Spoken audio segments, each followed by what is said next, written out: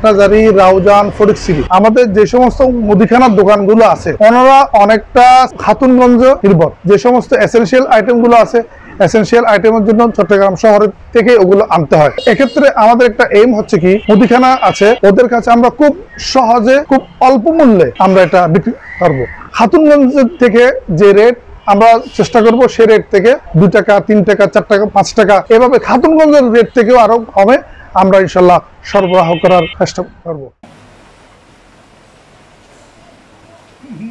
সর্বনিম্ন যদি কেউ এক ব্যাগ যদি কিনতে চায় ওই হিসেবে আমার খুচরা বিক্রি হবে, কিন্তু প্যাকেট খুলে ওই ধরনের খুচরা বিক্রি হবে না। এবার আসেন হোম সার্ভিস। হাটহাজারী কলেজ গেটের আশেপাশে এখানে সবগুলো এলিট শ্রেণীর লোকজন, প্রচুর আবাসিক এলাকা আমাদের আশেপাশে। তো সেক্ষেত্রে আমাদের একটা মূল উদ্যোগ হচ্ছে যে আমরা এখান থেকে হোম সার্ভিসটা চালু করবো। আমাদের এখানে হোম সার্ভিস থাকবে এবং আমরা যত শীঘ্রই খুব সহজে চাল, ডাল, আটা, ময়দা, চিনি সহ যে সমস্ত এসেনশিয়াল যে সমস্ত আইটেম গুলো আছে এগুলো আমরা হোম সার্ভিস দেবো ইনশাল্লাহ।